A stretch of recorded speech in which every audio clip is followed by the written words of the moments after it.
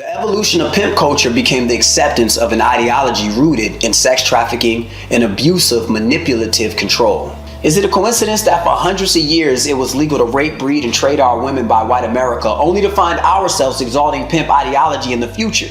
Black men through pimp culture marrying its way into our movies, and hip-hop became the front runners for exploiting our own women. The rule is, when you have no power and are abused, then oftentimes you become abusive to that which you have power over. So some black men who couldn't get a foot up in the world will put a foot down on their own women, leaving many of our women not only feeling rejected by the world, but also by our own man. It is men's responsibility in a civilized society to exercise our own personal restraint, respect, and limitations to how we deal with women. That's also how we should teach and train boys, through our words and example. At the same time, girls have to be taught to value their bodies and to not take their sexuality lightly. What is also important is that we emphasize how dynamic our women are and not allow entertainment and media to force us into a false belief that all of our women are ratchet hoes. It's a mental thing. It's a mental thing. Until we mentally get past that, get over whatever trauma we dealing with, of not loving ourselves and hating ourselves, it's going to continue. The cycle is going to continue. It's going to get worse, man. It's going to get worse before it's going to get better. So I definitely encourage you fellas, if you have kids, young kids you're mentoring, tutoring, helping out, watching, or have some type of responsibility over them. Hey, man, talk to your kids. These girls are already grown adults. They set in their ways. Ain't nothing you're not going to change them. These dudes are already grown, set in their ways. You're not going to change them. You got to get the kids. It's got to start at that elementary level, that elementary grade.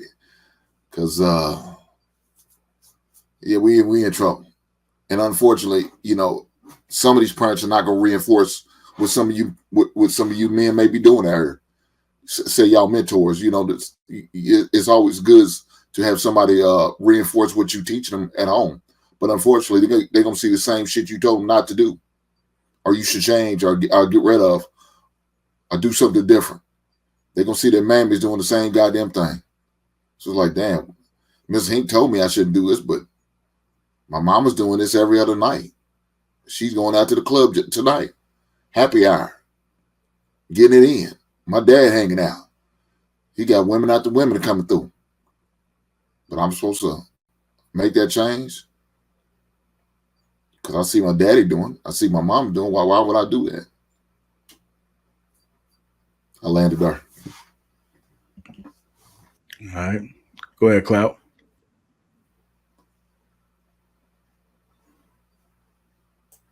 You're on mute, just so you know. I was going to say, skip me for a second. I need a minute. All right. Go ahead, Marcus.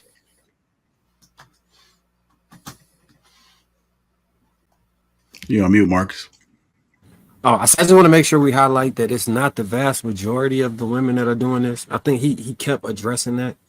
He said that that's the vast majority of what's presented to us. It's the vast majority of what you'll see on the timeline, but it's not the vast majority of Black women. I think that distinction has to be very, very, very, very, very important and placed in the front. So we don't talk to all women or look at all women or treat all women the way that the majority of the women that men despise, the way they're carrying on and acting online and on Pornhub and all these other things.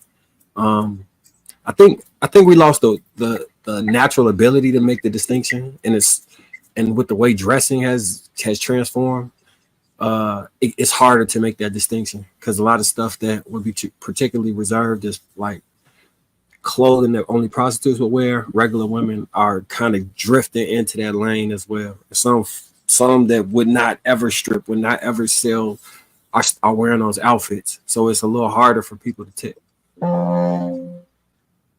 Did my camera went out? Did my camera go out? Yeah, your camera went out. My mic's good. Okay. Yeah, I think it's a little harder for people to tell and make the distinction between the two. So what was the premise of the question, Jay? I'm sorry. I thought kind of was. When you unplug the DJ booth. You say unplug the what? I said you didn't unplug the DJ booth.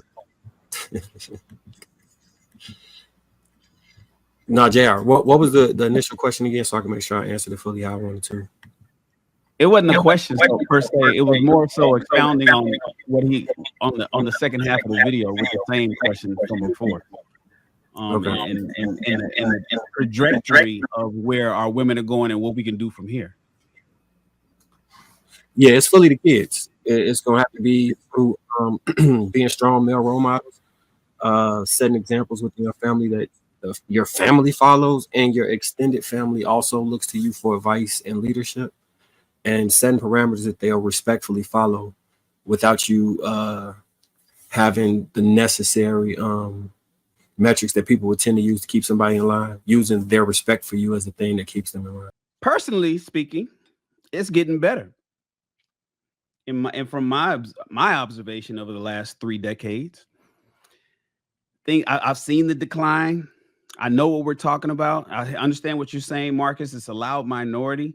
The thing is that minority it's loud enough that we need to address it, because as Hink said, it's contagious. It's the bad behavior is contagious, especially when it's glorified. That's like what he's saying in the video, the whole pimp thing. I think he put up Bishop Don Juan, and in the 80s and the 90s when I was growing up, it was cool to be a pimp. Nobody opposed that. Now you're starting to get you're starting to see, like, wait a minute, that was dumb. So was gangbanging. So was a whole lot. We did a whole lot of dumb stuff. And it's not embarrassing to say it out loud. So in my personal opinion, especially when it comes to the correction of, slutty behavior and you got to let the old ones die out. I'm gonna always say that. The people, I'm 52, so people my generation and you gotta just because they are infectious, and and that's where a lot of the bad behavior and the bad tutelage is coming from. You got to save the young ones. It's just because that's it. It's just you got to cut the cancer off, man, if you want to heal the rest. Or if you don't, that cancer will infect the entire body and everything dies off.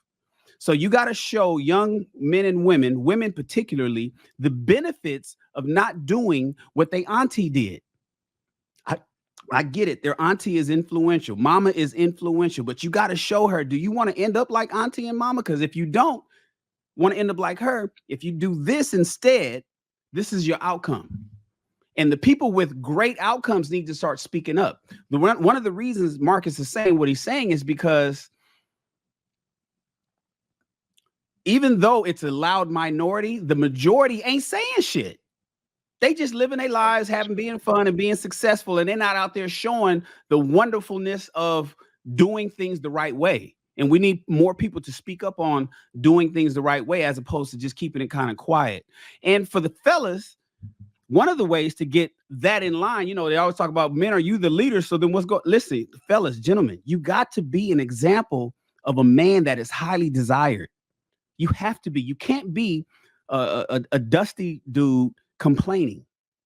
You can complain if you got your shit together, but you cannot complain if you dusty as a motherfucker. If you don't have everything that you know that you are capable of doing and becoming, and not doing and becoming that.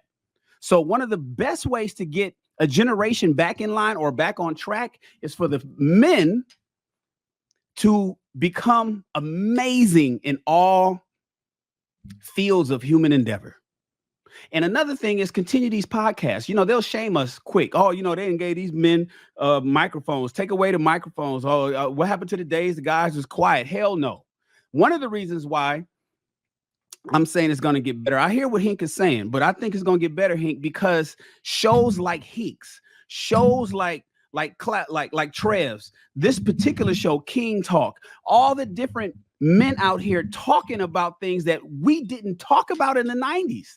I would not have known you gentlemen 10 years ago. There was no way for me to know you 10 years ago. But now I know you guys. Now I'll travel when JR does a retreat or he does an event in Atlanta or in Texas or something, I can pull up to strangers that I would have never met, and we can compare notes. I'll tell y'all how it's going down here in LA. You tell me what's going on in Chicago, and we'll compare notes as men. And sometimes we do it right here on YouTube. So don't stop the podcast, because shows like this, I can tap in to AP when he's on the other Lapeef Network and he's giving game. I could be like, oh shit, that's some good info AP just put out there. She critique and the Lapeef, I forget what's the name of it, JR, you know, the other Lapeef channel. So I would have not gotten that information. And dig this, it's only about 500 of us or so that's even talking on YouTube, but there's millions that's listening. It's a lot of people listening quietly. I get the emails. JR gets them too. We get the emails of people saying, man, I'm just in the cut listening to you, but I appreciate you. You just saved my marriage, or you just got me right with this. Now, and I followed your advice and I got the raise that I thought I wouldn't go and get it. We're given, don't turn off your microphones. Turn on more microphones so we can save the young ones. That's just my personal opinion. Shannon, do you think that Shannon, do you think that the influx of the microphones has also had an influx of while they're extremely beneficial conversations that occur, do you also think that the most popular things, similar to the loud minority of women, are the sensationalized behavior of men that we would frown on, that has more likely than not to be replicated? I doubt it. I don't see it. I don't see the money phones on Instagram anymore. Niggas get clowned for that. I don't see people rocking, you know, a whole bunch of fake jewelry and fake clothes and stuff trying to get clout. Because shame works. So I think there is going to be an overcorrection. You're going to have the guys that's talking extra just to correct the fucked up stuff that men do, right? The young guys that's out there doing shit that they. But if enough people